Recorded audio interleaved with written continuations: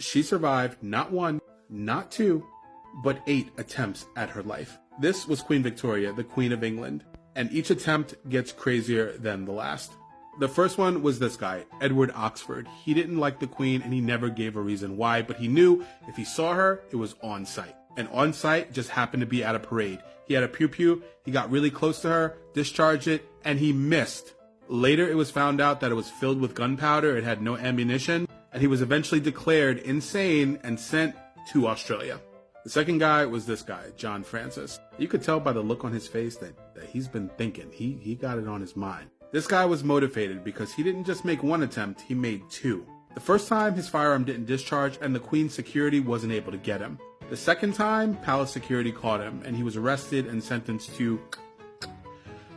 But Queen Victoria got involved and had his sentence transported. I'm not sure what that means. I'm pretty sure it means like commuted.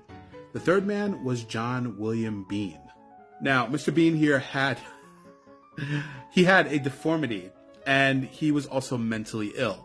And instead of filling his firearm with regular ammunition, he filled it with tobacco. He got really close to the Queen, and when he fired it, when he discharged it, nothing happened. He was sentenced to 18 months of hard labor and released from there. Now, the 5th attempt was William Hamilton, and his reason was cut and dry. He was frustrated with Britain's attempts to help Ireland during the Irish famine.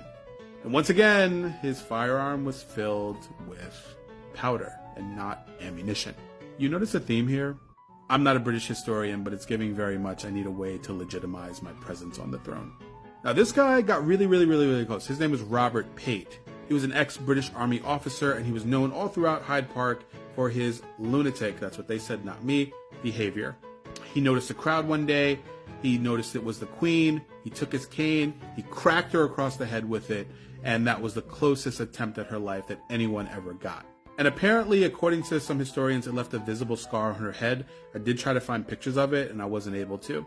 He was sent to a penal colony in Tasmania, and I wasn't able to find any records of him ever showing up again. So, the 7th one was Arthur O'Connor, and his was the most politically motivated attempt.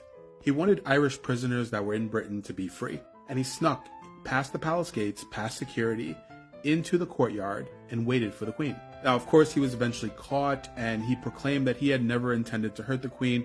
He just wanted to nudge her in the right direction. My words, not his. And he even said that the firearm that he had was broken. And the last guy was this guy, Rodney McLean. Like the guy at the beginning and most of the other people throughout this series, never gave a reason, just didn't want the Queen there. The Queen was being serenaded by people, and Rodney just fired a wild shot at her and missed. Like most other people, he was caught and sentenced to the rest of his life in an asylum. The wildest part about all of this is that it said that even when she was cracked across the head, Queen Victoria went back to work 2 hours later. So it doesn't seem like it fazed her at all because she stayed as the Queen for over 60 years. And if you like my content, follow me for more.